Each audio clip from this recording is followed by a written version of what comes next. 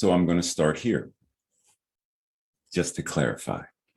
So keep in mind that when you first see the word in Japanese, there's the kanji, and then you transliterate, which is just giving you access to the word itself, yume. But if you don't know Japanese and you can't read kanji, then you still don't know what yume means. So that's transliteration. I'm giving you access to the word, but when you are giving a translation, you are giving an idiomatic understanding of, and you are giving access to the concept or the meaning of the word. Now, you know that kanji, which means yume, in English means dream. Now, why is that important? Because whenever we're doing the exegesis of a story, whenever we are breaking down a story or a song, it's important to give access not just to the words, but to the concepts, right? And we're going to talk more about that in a little bit. But we have to be mindful. What is the song about? Who's singing? And I don't mean necessarily, who's the singer themselves, but who is the quote unquote character singing the story? Who are they singing to? Is the person singing to a friend? Is the person singing, who are they singing to? Who's the audience? What is the style of the song? What's the genre, which we'll get more into later? And then are there any textual concerns, any specific things with the words themselves, any challenges with that? So dialogue is one type of song. There are one or more people actually in the song are singing. Sometimes a duet may show up as a very clear way of it's a dialogue. Two people are singing to each other. They're singing back and forth to each other. It's clear. It's a clear dialogue. Storyteller typically is a narrator who is not in the song, not in the story, but they're telling you. So like Goldilocks and the Three Bears. Once upon a time, way in the woods. Okay, who is that? Who's telling that story? Is it one of the bears? No. Is it Goldilocks? No. It's someone else, right? It's the narrator, the omniscient narrator telling you about what's happening. So that's storyteller. The reporter would be, hello, today reporting from the woods where Goldilocks was found eating the porridge in the bear's home, right? The reporter is on the scene, but the reporter isn't part of the story, right? They're there and they're narrating, but they're not one of the bears, not Goldilocks, they're not particular characters in it. Also important to know, here are some examples of dialogue, storyteller, and reporter.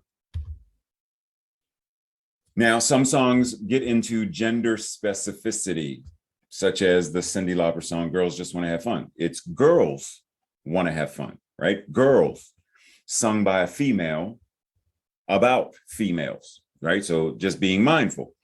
Character specificity. Mary, did you know? Mary is a very specific Mary. Mary, the mother of Jesus. It's not, it's not Mary Magdalene. It's not Mary that I went to high school with. It's specific to a particular Mary.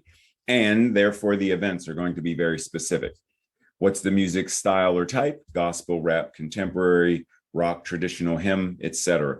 Because the manner in which it's being sung affects part of how the story is being told. So just as a quick example, for gender specificity, Luke 2:7, and she brought forth her firstborn son and wrapped him in swaddling clothes, etc.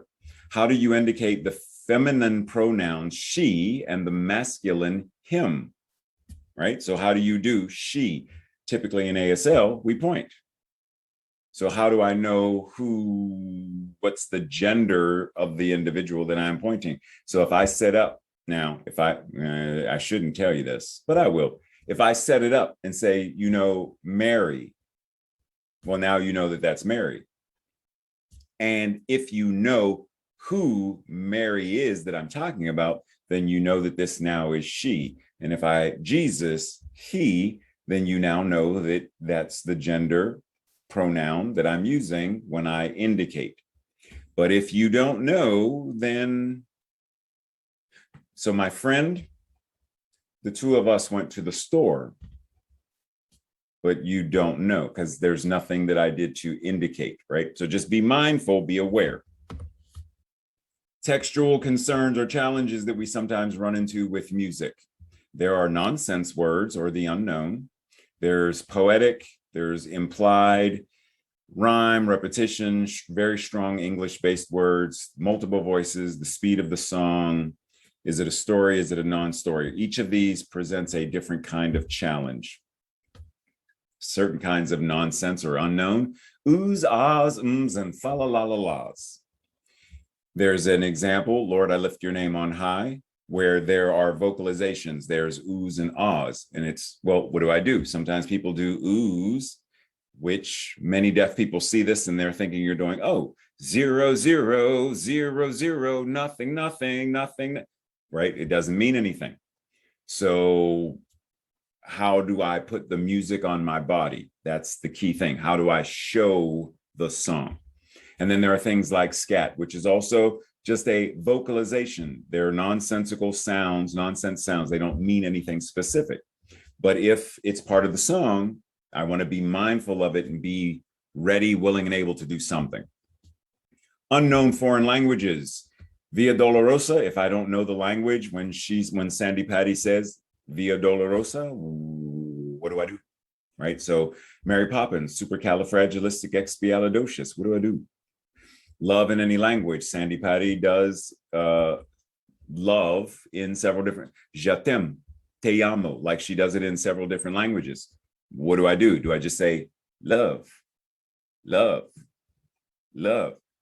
But she's saying it in French and she's saying it in Spanish, and she's like, how do I give access? Do I say French, love, Spanish, love, Japanese, love? Like, what do I do? So just being aware, don't just bypass it or gloss over it. It is important to know as part of your song. Poetic, implied, implicit, colors of the wind. It's poetic. Amazing grace, how sweet the sound, right? It's poetic. This little light of mine, I'm gonna let it, it's poetic. Now behold the lamb. So the lamb, we're not now behold the lamb. It's not specific. And I know y'all were working on watch the lamb. Now watch the lamb. And one part of the song is referring to an actual lamb, the lamb that will be sacrificed. But then later in the song, we understand that the lamb is actually, it's actually Jesus. Jesus takes the role of the lamb. So now it's implied. Lamb now has a double meaning. Lamb, but also Savior, the one who was sacrificed. So just being mindful that just because I hear the word lamb doesn't mean I'm necessarily going to always sign lamb or some version of lamb. Be mindful. Rhyme. What do I do when there's a lot of rhyme all the time in the song? Joyful, joyful as an example. Take me to the King. He reigns. Awesome, by Awesome God, by Kirk Franklin. So just being mindful. How do I take auditory rhyme and turn it into a visual rhyme if that's my intent? But I have to be mindful of it. Repetition, songs that repeat over and over and over again. Ooh, child, things are going to get easier. Ooh, child, things are going, right? It repeats. Blessings and honor, repeats. God has not forgot, repeats. Examples of very strong English-based words. Star Spangled Banner, right? It says, oh, say, can you see, when it gets to ramparts. Ramparts is a very English-based word. What is a rampart? The rocket's red glare. What are the rockets? Are we talking about rockets as in no, we're talking about cannons firing. It's that kind of rocket. It's not a 3, 2, 1, and they are going liftoff, NASA. It's not that kind of rocket, right? So it's a very specific kind of being mindful. Lift every voice and sing till earth and heaven ring. Ring with the harmony of liberty. Let our rejoicing rise, right? Very strong English-based words. Just be mindful that you don't want to just gloss over it, but you want to have an understanding of the words to be able to put it on your hands so that a deaf person can understand. Multiple voices. What do you do when you have the soprano singing one thing, the alto singing something else, the bass and the tenors, and then a soloist? I can only do one. What do you do when you have multiple people singing? And there are some examples. So I'm giving you examples of several of the things that I take into account when I'm doing this process, just to give you an insight. Is the song fast or is it slow? And oftentimes people think, oh, I would rather it be slow. Yeah, sometimes no. Sometimes you won't. And I may give you some examples later, maybe. Story versus non-story. Story being that it has very clear characters, locations, events, etc. And non-story is it's more of a song that's conveying a feeling, but there's no clear identifiable place or characters or plot. When you are translating and creating a gloss, be mindful that you are not being unduly free, meaning you are not changing the meaning to mean what you want it to mean. For example, Genesis 2. This is what it says, but I've seen people do this. That's what they signed. I thought I told you that if you are disobedient and you eat from that tree, like that's what they signed, but that's not what it means. So am I changing the words to now to the point where it doesn't make sense? It's not true. It's not in integrity to the original words. It makes sense, but it doesn't make sense in connection to the original words. We're on PER. R is the rule of three. Be mindful that there are always, I have never seen this rule to be broken. There is a minimum of 3 ways to say or sign everything. So be flexible. Be flexible in how you communicate to know that there are at least 3 different ways to communicate and say what you want to say. For example, there's the word dust.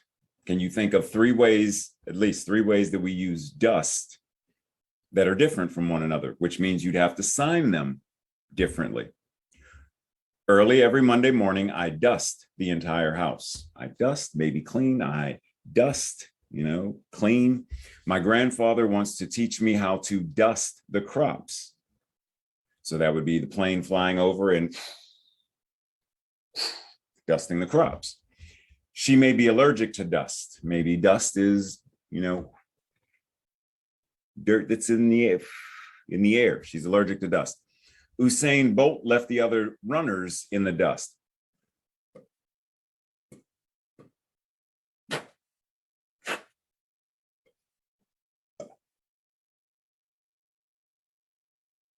Right?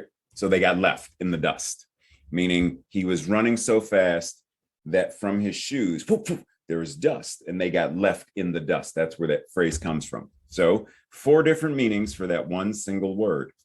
Left. She left her keys at work. Left. Now it's your turn because I'm not giving you all of these. Once you get to Florida Avenue, make a left at the intersection. Who left the party first? I try to keep the meetings on target, but the vice president always diverts us with some far left pointless topics. We're talking about the budget and their vacation to Disney came up yet again, right? So it's that kind of thing. We're talking about this and they went off topic. They went far left. Squirrel, right? That's the idea. Focus on the concept, not the word. How do you sign something that has no sign specifically, or you don't know the sign for it? How would you sign any of these? Tyrannosaurus Rex, shark, unicorn, cherubim and seraphim, lightsaber, right? And I'm not showing you any of them. I'm going to let you practice that. But the idea is, if that's in the song, what if they say, and Yoda said, where's my lightsaber? How would you sign that? How might you sign that? Play around and explore. That's where our flexibility, creativity, and imagination come into play. Now, volunteers. I want you to sign these. My mom said no, right? So my mom said no. Finish. My mom said what? No. My mine, she said no. So once again, it's just the rule of three, showing you that you have various ways of doing exactly what we're talking about. Same thing here. The bathroom is down the hall to your left. Bathroom where? Hall there, index it, and then show with a classifier walking down and turning to the left.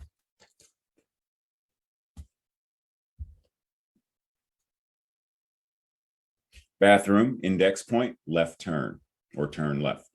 Hall, index, trail, point left at door, bathroom, that, right? So all of these possible glosses of how you could sign. Hall, index the trail, point left at the door, bathroom, that. Okay, so rule of three. F, frame.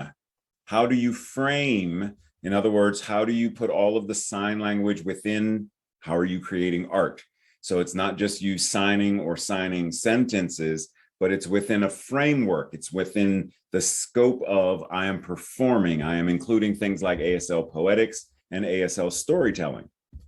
I am using visual descriptions in what I'm doing, ASL vernacular. One thing I always tell folks is show me, don't tell me. Don't just give me words. How do I include acting into it? You know, when ASL, we know that the body, the facial expression, all of this is important within the language. How do I use my face and my body? How do I use classifiers, mouthing morphemes, and visual vernacular?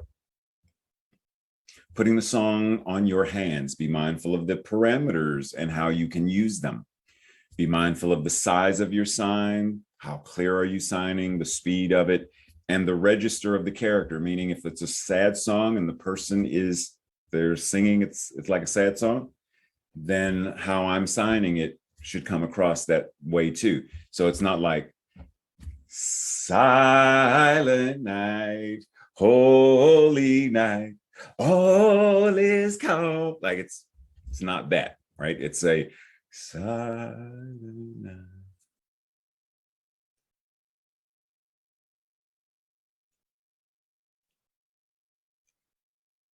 Right? So just be mindful to match the register of the character or the singer. Move your body in effective and appropriate ways. So is that a sway? Is that a foot tap to show the rhythm? What are you doing to show that there is music going on? Especially when you have things like musical preludes, the music before the song, before the lyrics, musical interludes, the music in between the lyrics, or a postlude, some music or whatever is going on at the end of the lyrics. Just being mindful, it's a song. When I'm speaking and when I'm singing, the signing should look different, right? Something should show up differently on my hands, my face, and my body to show speaking versus singing.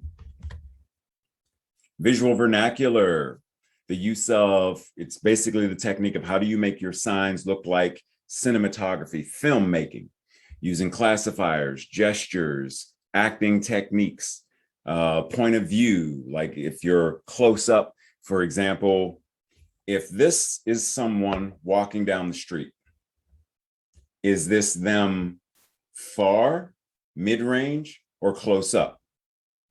For example, if I say, so yesterday I went to the store.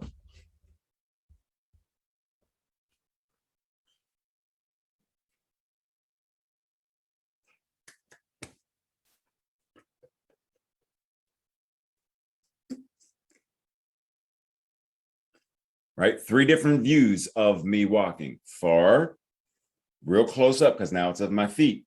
And then mid-range, just my head, neck, maybe shoulders. And then me looking. Right? So different classifiers show different aspects of camera range. Speed of action.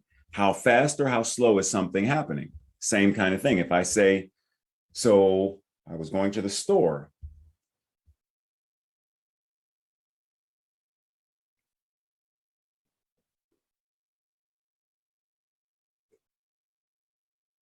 What just happened?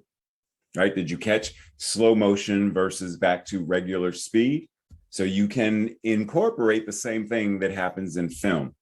Character development, role shifting, you know. So my mom,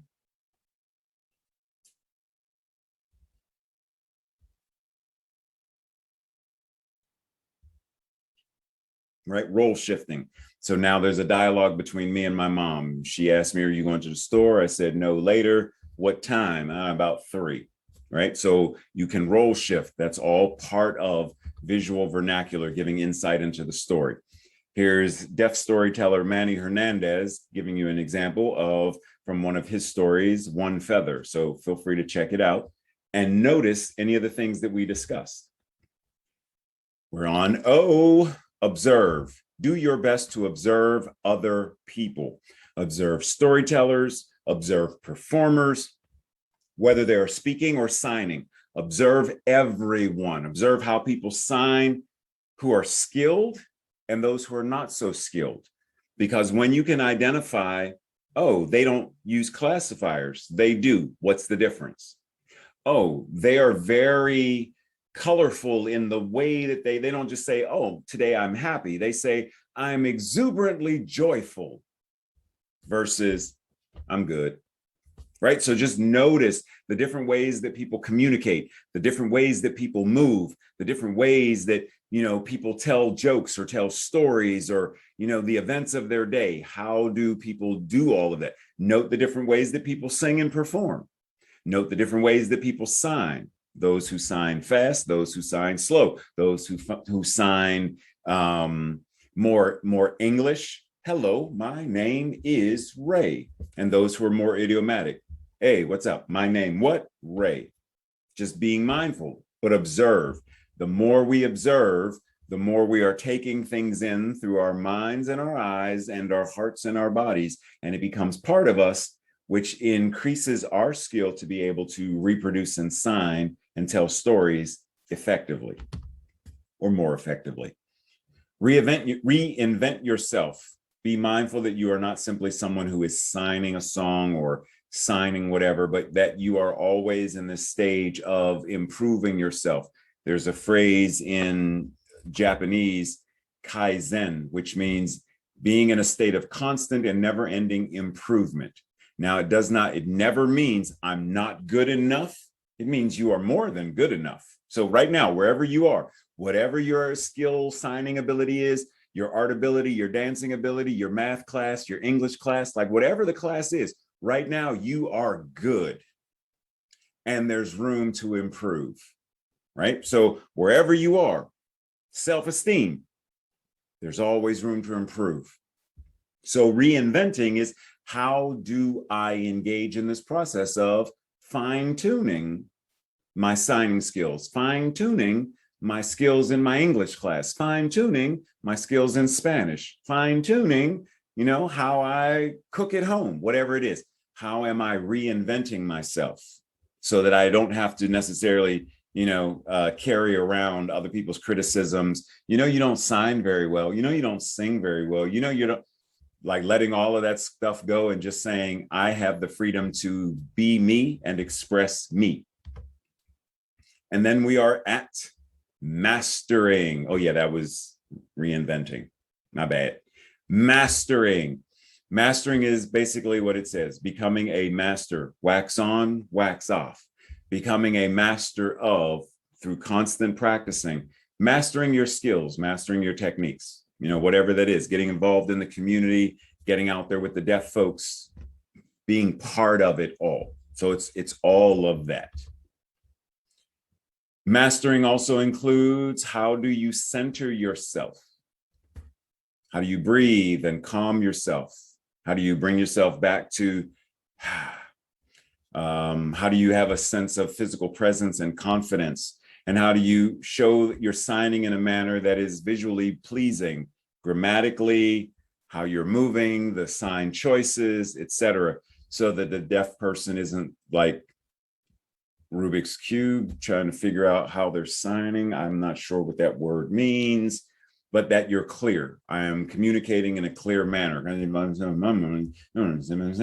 Right? So if I don't enunciate, you don't understand what I'm saying. But when I speak clearly and enunciate, then it's easier to understand.